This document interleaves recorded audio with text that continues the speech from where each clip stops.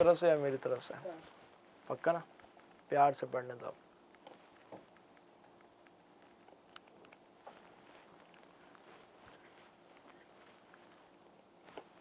नमस्कार, आप देख रहे हैं जनता दरबार न्यूज। मैं हूं पुनीत शर्मा।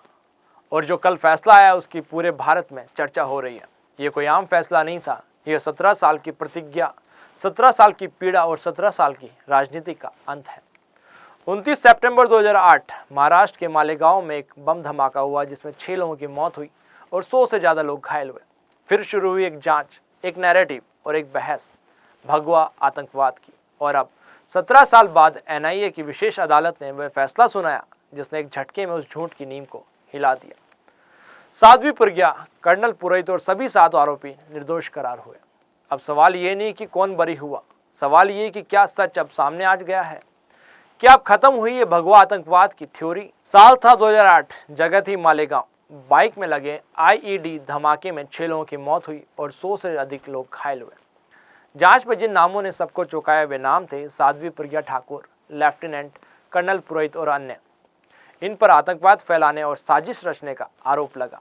एनआईए ने केस दर्ज किया और मुकदमा चला 17 साल तक। अब आखिरकार फैसला आया और कोर्ट ने सभी आरोपियों को संदेह के लाभ के आधार पर बरी कर दिया। भाजपा की पूर्व सांसद उमा भारती ने प्रतिक्रिया दी। भोपाल की पूर्व सांसद साध्वी प्रज्ञा निर्दोष साबित हुई।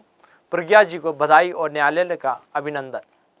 वहीं कांग्रेस नेता और मध्य प्रदेश के पूर्व मुख्यमंत्री कमलनाथ ने कहा यह फैसला अपीलेबल है और इस पर अपील होनी जरूरी होगी। मैंने हमेशा कहा कि जिनसे जांच होती है उसके पीछे कोई आधार होना चाहिए। मुझे बुलाया गया, प्रताड़ित किया गया, मेरा जीवन नष्ट हो गया। मैं एक सन्यासी थी, मुझे फंसाया गया। भगवा को बदनाम करने की साजिश थी। लेकिन अब भगवा की जीत हुई है, हिंदुत्व की जीत हुई है। जो दोषी उन्हें भगवान सजा देंगे। साध्वी प्रज्ञा ठाकुर, जिनकी पहचान एबीवीपी, आरएसएस और दुर्गा वाहिनी जैसे संगठनों से रही, 2019 में भाजपा की ओर से भोपाल से लोकसभा चुनाव लड़ी।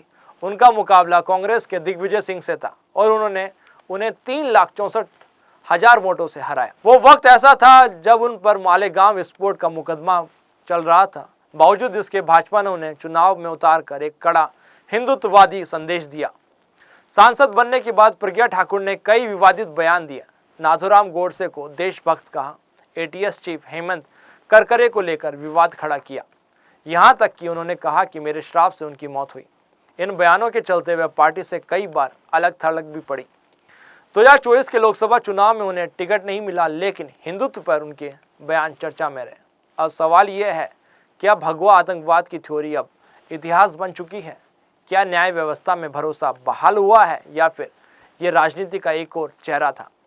यह फैसला एक तरफ जहां भगवा समर्थकों में खुशी है, वहीं दूसरी तरफ कई वर्गों में सवाल भी खड़े कर रही है कि क्या जांच एजेंसियों ने न्याय से पहले एजेंडा देखा? तो अब फैसला आपके हाथ में। क्या आप मानते हैं कि आज का दिन न्याय का दिन था? क्या भगवा आतंकवाद एक राजनीति का नैरेटिव था? या अब उन असली सवाल ये है कि उन 6 निर्दोषों को न्याय कब मिलेगा? तो अब फैसला आपके हाथ में है। क्या आप मानते हैं कि आज न्याय का दिन है? क्या भगवा आतंकवाद एक राजनीति का नैरेटिव था? या अब असली सवाल यह है कि 6 लोगों को न्याय कब मिलेगा? अपनी राय हमें कमेंट बॉक्स में जरूर बताएं। वीडियो को लाइक करें, शेयर करें, ज़्यादा से ज़्यादा हमारे कमेंट बॉक्स में कमेंट करें और चैनल को सब्सक्राइब करें। बने रहे जनता दरबार न्यूज़ के साथ। मुझे इजाज़त, नमस्कार।